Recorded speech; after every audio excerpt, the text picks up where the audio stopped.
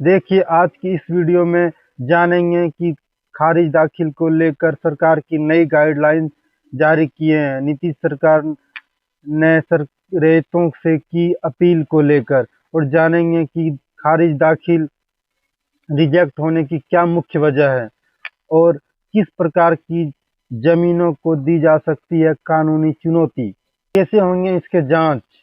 सबसे मुख्य गाइडलाइन जो जारी किए हैं वो है कि दलालों से सावधान। जो जमीन के दलाल होते हैं उससे सावधान रहने को कहा है सरकार ने। और विभाग ने ये भी बताया कि कौन सी जमीन को खरीदना है, कौन सी नहीं खरीदनी है, और इन्हीं सभी मुद्दों पे हम लोग आज जानने वाले हैं। तो दोस्तों नमस्कार, आप देख रहे हैं सीखो एकेडमी A to Z। दोस्तों, आपसे एक ही उम्मीद है कि अगर मेरे चैनल पे नए जुड़े हैं तो चैनल को सब्सक्राइब कीजिए, घंटी को दबाइए, और वीडियो अच्छा लगे तो वीडियो को लाइक कीजिएगा, शेयर कीजिएगा। तो सबसे पहला जो गाइडलाइन है उसको हम लोग जानते हैं कि क्या सरकार की गाइडलाइन है, क्या क्या है, सब पूरी डिटेल में इस वीडियो में बताने वाले हैं आपको।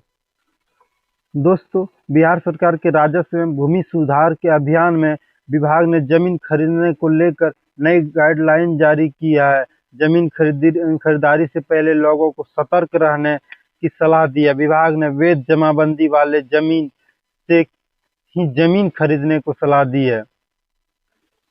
बिहार सरकार ने राजस्व एवं भूमि सुधार विभाग ने जमीन खरीदने वालों को धोखाधड़ी और कानूनी उलझनों से बचने के लिए सतर्क रहने की सलाह दी है। विभाग ने ये कहा कि वैध जमाबंदी वाले व्यक्ति ही जमीन खरीदारी कर दें।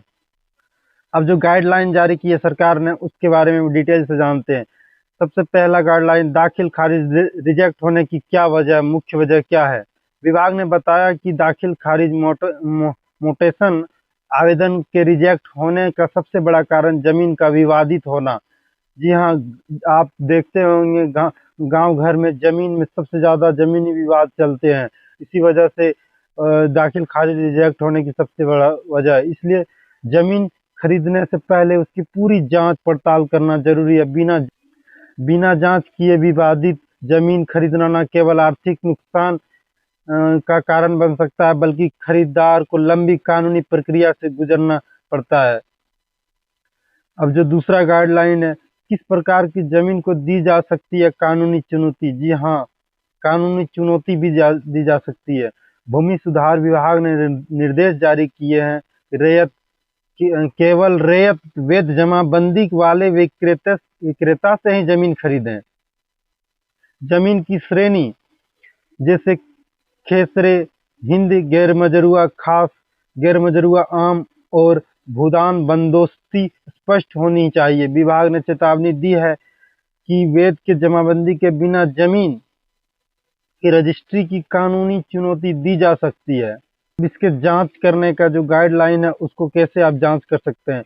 रेतों को जमीन की ऑनलाइन जांच करने की सुविधा विभाग द्वारा प्रदान की जा रही है।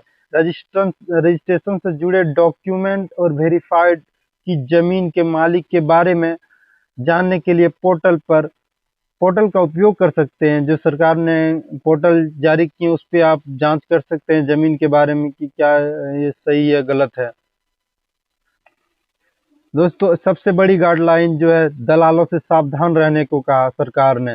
जी हाँ, आजकल बहुत सारे दलाल चल रहे हैं जमीन के, इसलिए उससे सावधान रहने को कहा है। विभाग ने आम जनता को दलालों के झांसे में न आने की सलाह दी है।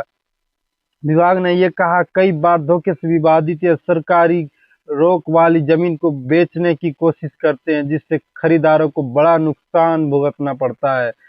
और एक गाइडलाइन और जारी किए हैं।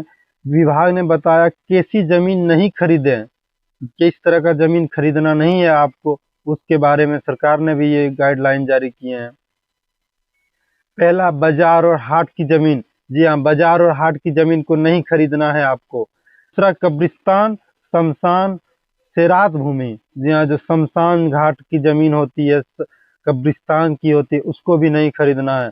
और मंदिर और मठ की भूमि, ये तीन तरह की जमीन को आप खरीदने से बचें। विभाग ने बताया कि ऐसी जमीन की रजिस्ट्री करवाने पर दाखिल खारिज आवेदन आप खारिज हो सकता है। विभाग ने ये इस तरह का अगर जमीन आप खरीदते हैं तो विभाग के द्वारा दाखिल खारिज आवेदन आप रद्द कर दिए जाएंगे। इसके अलावा विभाग ने सलाह दी है कि बिना स्पष्ट बंटवारे वाली जमीन को ही जमीन की खरीद के कारण भी भविष्य में विवाद हो सकता है। इसके अलावा विभाग ने सलाह दी है कि बिना स्पष्ट बंटवारे वाली जमीन की खरीद के कारण भी भविष्य में विवाद हो सकता है।